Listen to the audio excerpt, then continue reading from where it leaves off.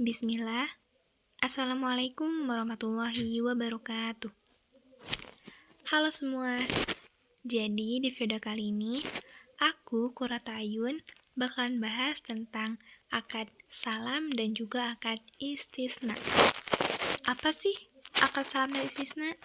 Makanya tonton sampai habis ya. Oke, jadi aku bakalan bahas tentang akad salam dan juga istisna. Pertama, kita bahas akad salam terlebih dahulu. Apa sih akad salam itu? Jadi, salam itu berasal dari kata salaf, yaitu sesuatu yang didahulukan. Nah, jual beli salam atau salaf itu di mana harga atau uangnya itu didahuluin, sedangkan barangnya diserahkan kemudian. Jadi, salam adalah jual beli suatu hasil produksi atau komoditi untuk pengiriman yang ditangguhkan dengan pembayaran di muka sesuai dengan persyaratan tertentu. Nah, apa sih landasan hukumnya?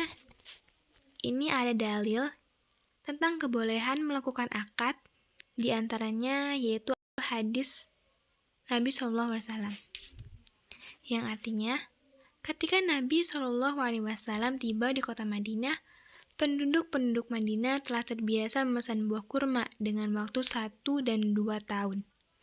Maka beliau, Rasulullah SAW bersabda, barang siapa memesan kurma, maka hendaknya ia memesan dalam takaran, timbangan, dan tempo yang jelas, atau diketahui oleh kedua belah pihak. Terus, salam juga mempunyai rukun dan syarat.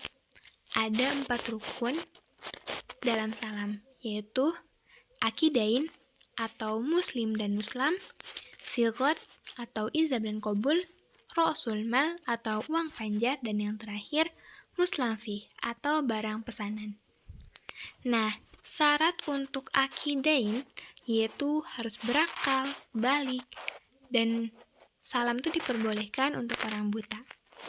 Sementara untuk sigot yaitu sukarela, berlakunya khiyar majelis dan bukan khiyar syarat. Terus syarat untuk ra'sul mal atau uang panjar yaitu harus jelas, terus dibayar saat sudah disepakati, dan yang terakhir bukan merupakan pembebasan hutang. Nah, untuk syarat yang terakhir, syarat mustamfi atau barang pesanan yaitu jelas cirinya dan dapat diakui sebagai hutang. Terus spesifikasinya dapat dijelaskan. Yang ketiga, penyerahan dilakukan kemudian. Yang keempat, waktu dan tempat penyerahan sesuai kesepakatan. Yang kelima, pembeli tidak boleh menjual sebelum menerima. Yang keenam, tidak boleh ditukar kecuali dengan barang sejenis sesuai dengan kesepakatan. Nah, di sini juga ada ketentuan serah terima barang, yaitu yang pertama, penjual harus menyerahkan barang tepat pada waktunya dengan kualitas dan yang telah disepakati. Yang kedua, jika penjual menyerahkan barang dengan kualitas yang lebih tinggi, penjual nggak boleh meminta tambahan harga.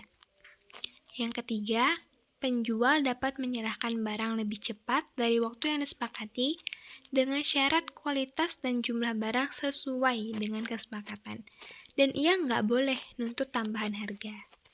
Yang keempat, jika penjual menyerahkan barang dengan kualitas yang lebih rendah dan rela menerimanya, maka ia tidak boleh menuntut pengurangan harga atau diskon. Yang kelima, jika semua atau sebagian barang tidak tersedia pada waktu penyerahan atau kualitasnya lebih rendah dan pembeli tidak rela menerimanya, maka ia memiliki 2 pilihan, yaitu membatalkan kontrak dan meminta kembali uangnya, atau menunggu sampai barangnya tersedia. Terus untuk yang terakhir yaitu pada dasarnya pembatalan salam boleh dilakukan selama tidak merugikan kedua belah pihak. Nah, di sini ada contoh akad salam, yaitu adanya pembeli, adanya penjual, adanya barang dan adanya ijab kabul, juga adanya harga.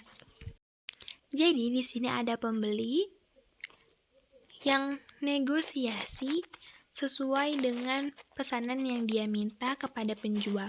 Misalkan pembeli ini mau membeli hasil pertanian atau perkebunan seperti buah-buahan. Jadi pembeli ini memesan atau membeli dengan akad salam untuk pesanan buah-buahan kepada penjual.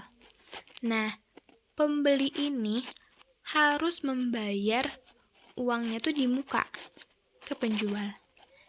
Setelah akad disepakati dan ditentukan kapan waktu yang disepakati untuk diserahkan barang, misalkan waktunya 2 minggu ke depan, berarti penjual ini harus menyerahkan barang buah-buahan tadi 2 minggu setelahnya atau sesuai waktu yang disepakati ke si pembeli. Terus di sini juga ada akad salam paralel. Jadi di sini ada 2 akad, tapi akad antara entitas pembeli dan produsen atau penjual terpisah dari akad antara entitas penjual dan pembeli akhir. Dan kedua akad tidak saling bergantung.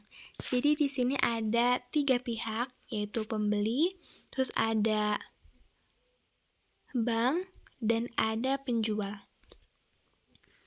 Jadi di sini ada 2 akad ya. Yang pertama, akad pertama yaitu pembeli berakad dengan bank dengan akad salam. Misalnya mereka berakad untuk pembelian buah-buahan seperti tadi. Jadi pembeli ini berakad dengan bank dengan akad salam untuk buah-buahan dan uangnya tuh dibayar di awal. Tapi biasanya orang yang ke bank itu kan orang yang butuh dana. Maka akad salam ini agak jarang ditemui di bank. Sebenarnya ada, cuman jarang orang yang melakukan akad salam. Kenapa? Karena akad salam itu bayarnya itu harus dimukakan, sedangkan biasanya orang yang ke bank itu orang yang butuh dana. Tapi nggak menutup kemungkinan untuk adanya akad salam ini di bank. Oke, jadi pembeli ini negosiasi dan melakukan akad salam dengan bank sesuai dengan persyaratan.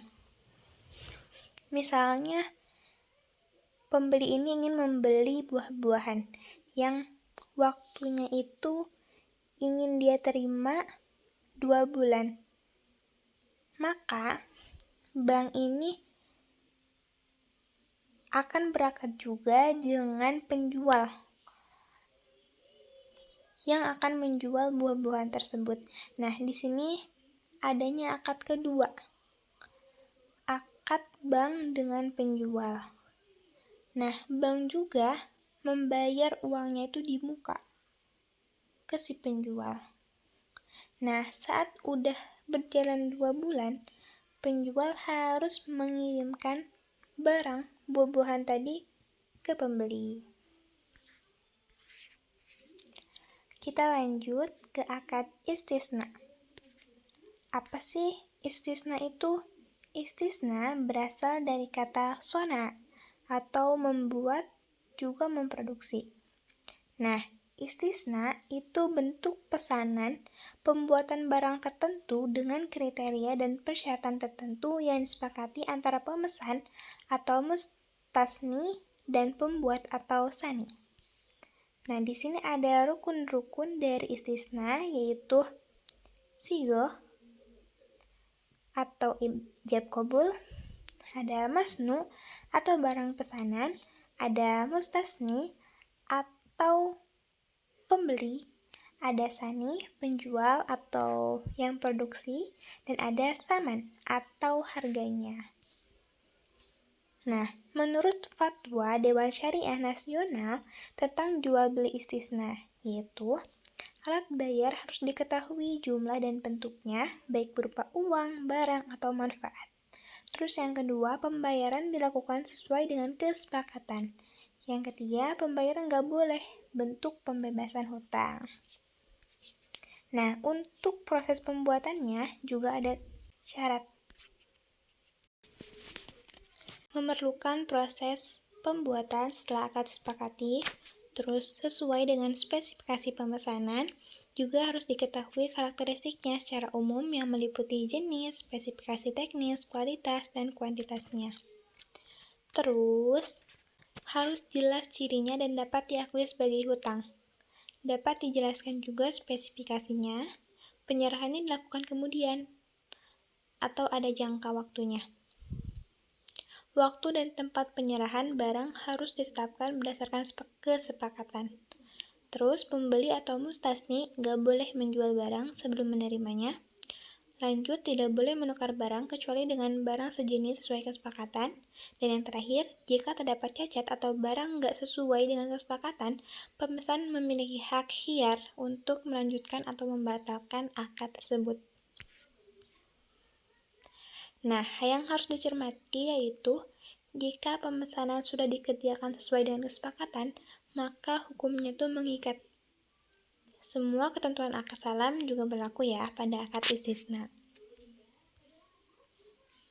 Di sini ada contoh akad istisna, yaitu ada pemesan atau mustasni dan ada produsen atau sani. Jadi, pemesan ini tuh pesan barang ke produsen dengan akadnya akad istisna. Misalkan pemesan ini memesan baju dengan spesifikasi dijelaskan ya, warnanya apa, kualitasnya kayak gimana, kuantitasnya berapa, pokoknya sejelas-jelasnya. Terus, pemesan ini bisa bayar di awal sekaligus atau bisa DP terlebih dahulu. Nah, kemudian setelah akad disepakati, misalkan jangka waktu yang ditentukan itu selama 1 bulan, maka produsen ini akan memproduksi barang, dan ketika barang pesanan itu sudah jadi, misalkan jangkanya udah 1 bulan, berarti produsen ini wajib memberikan pesanannya ke mustasni. Nah, di sini juga ada yang namanya akad istisna paralel. Berarti di sini ada 2 akad ya, yaitu yang pertama nasabah atau pemesan mustasni dengan bank, yang kedua bank dengan pemasok atau pembuat suatu barangnya. Jadi, akad yang pertama yaitu akad yang dilakukan oleh nasabah dengan bank.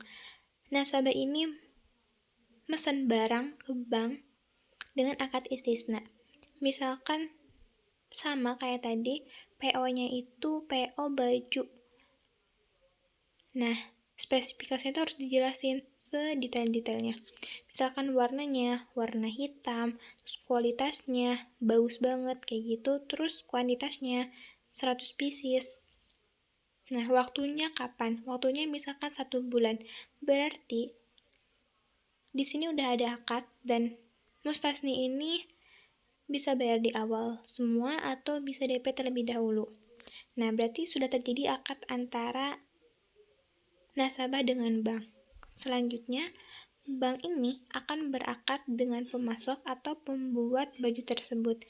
Jadi, bank ini juga menjelaskan kepada pemasok gimana spesifikasi yang tadi dijelaskan. Nah, setelah 1 bulan sesuai dengan kesepakatan, pemasok ini harus mengirimkan barang ke nasabah atau pembeli.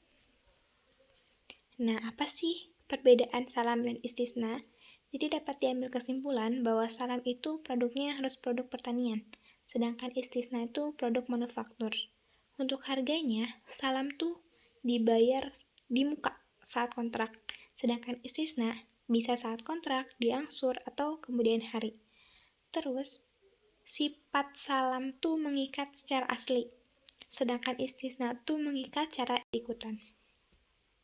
Nah, untuk kontraknya, salam dan istisna ini punya yang namanya akad paralel. Oke, segitu dulu dari aku. Semoga bermanfaat ya. Bye-bye.